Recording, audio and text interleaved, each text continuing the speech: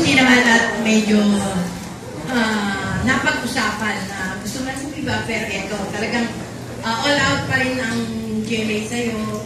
Lahat ng suporta para tumagal ang show at inaayos na yung hiling mo na bigyan ka ng slot ng daily. Pero ngayon, sa pag-uusap nyo, may liwanag na ba na tuloy-tuloy pa rin ang loob? Actually, yung pagkakataon na ito sa akin, I never thought na may istasyon na ganito eh. Na nakinig lang, tapos akala ko walang response gusto ko, pero nung una, sabi niya, sayang. Actually, dapat nung last Sunday talaga, wala na kaming papalabas. Ang totoo na wala na kasi medyo mabigat sa isang producer na medyo yung time slot hindi pinapasok ng advertisers, no? So sabi ko, konting magandang changes, time slot lang, or mabigyan ako ng daily show. Palagi ko doon makakabigyan ng saya everyday. Pero, one day, last week, kinawagan naman ni Boss Joey Abacan. Sabi niya, ang una niyang open sa akin, hindi mo kami iwan at ayaw namin iwanan mo kami, ayaw namin mawala ka. Mag-usap tayo. So, nag-usap kami, sabi ko, pupuntahan ko doon si Jamie. Okay ba sa ito? Sobrang binigay. Hindi ko in-expect na gano'n. Actually, hindi ko lahat banggitin to, pero dun sa budget na una ko nga binig, sobrang bigay sa akin ng discount. Hindi lang doon. Para bang niligalo na lang to talaga. At the same time, tinagdagan pa ako ng 15 minutes.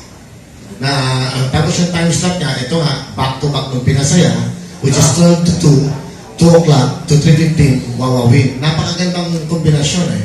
Andiyan si Wale, si Jose, Marian, si Ai, si Alden. I think marami pa sila mga kasama dyan, yung mga talents ng GMA. Yung saya, pinasaya, at yung pa-premyo sa wawawin. So napakaganda mo. This is a back-to-back at talagang pinaka-masaya, pinaka-magandang programa dito sa GMA. So lahat na ayos, with the help of Mr. Joey, and of course, Mr. Philip Yalong. Na talagang sinasabi ni Boss Joey, Mr. Philip Yalong talaga nagsabi, huwag sayang, stay. Kasi sayang yung ratings eh. Nag-a-average kami ng 5.5, 5.7, 6.1. Hindi ratings ng 330 yun eh. So, mag-i-improve pa ng magandang ratings kung ang time slot no is mas maganda.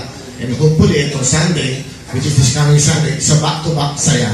At wow, na feeling. Ito ka, this coming August 9.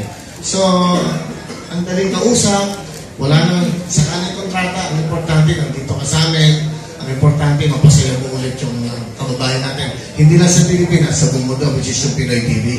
So, yung naramdaman ko dito sa GMA, ang puso. May puso. At the same time, may pagbibigay halaga pag kinakausap ka. So, nag-isip ako, sabi ko, pag-iisipan ko, and then, eto na nga, we're back. Hindi man kami nahinto, binigyan ako ng chance ulit. At the same time, mas pinagaganda namin ang programa. Gusto kong ibalik yung feeling na talagang araw-araw masaya.